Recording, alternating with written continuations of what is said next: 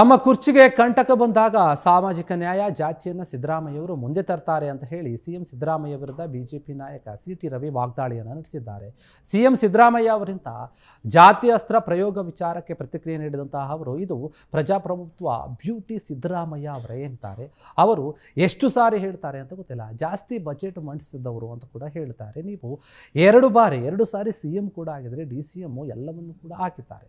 ಯಾರಿಗೆ ಹೇಳ್ತಾರೆ ಇದನ್ನು? ನೀವು CM ಆದಮೇಲೆ ಎಷ್ಟು ಜನ ಅಥವಾ ಕುರಿ ಕಾಯೋರನ್ನು ನೀವು ಮೇಲೆ ತಂದಿದ್ದೀರಾ ಅಂತ ಹೇಳಿ ಅಂತ ಪ್ರಶ್ನೆ ಮಾಡಿದ್ದಾರೆ.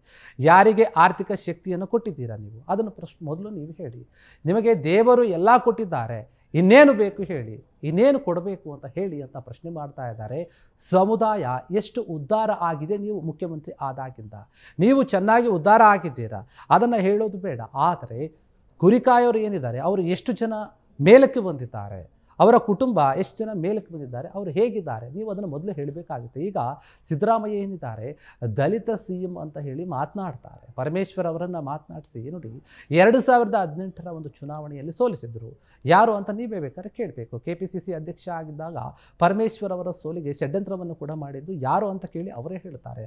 ಅವರ ಸೋಲಿಗೆ ಕಾರಣ ಯಾರು ಅಂತ ಕೇಳಿದರೆ ಯಾರು ಬೇಕಾದರೂ ಹೇಳ್ತಾರೆ. ಯಾರು ಸಂವಿಧಾನ ಒಂದು ಪುಸ್ತಕವನ್ನು ಹಿಡಿದುಕೊಂಡು ಮಾತನಾಡ್ತಾರೋ, ಬಸವಣ್ಣ ಕುವೆಂಪು ಬಗ್ಗೆ ಮಾತನಾಡೋರು, ಸಾಮಾಜಿಕ ನ್ಯಾಯದ ಬಗ್ಗೆ ಮಾತನಾಡೋರು, ಷಡ್ಯಂತ್ರವನ್ನು ಭಾಗವನ್ನಾಗಿ ಮಾಡ್ಕೊಂಡಿದ್ದಾರೆ ಆಗಿದ್ರು ಅವರು. ಅಂತಹ ಒಂದು ನೋವಿನ ಕಥೆ ಏನಿದೆ ಹೇಳ್ತಾ ಇದ್ದೀವಿ ನಾವು. ನೋಡಿ, ಅವರ ನೋವಿನ ಕಥೆಯನ್ನು ಕೇಳಿದರೆ ಯಾವ ಕಾರಣಕ್ಕೆ ಯಾವ ಹೆಸರು ಮುನ್ನೆಲೆಗೆ ಬರುತ್ತೆ ಅನ್ನೋದು ಕೂಡ ರಾಜಕೀಯ ಮರ್ಮ ನಿಮಗೆ ಅರ್ಥನೇ ಆಗುತ್ತೆ ಅಂತ ಹೇಳಿ CM ವಿರುದ್ಧ ಕಿಡಿಕಾರಿದ್ದಾರೆ ಸಿ.ಟಿ. ರವಿ ಅವರು.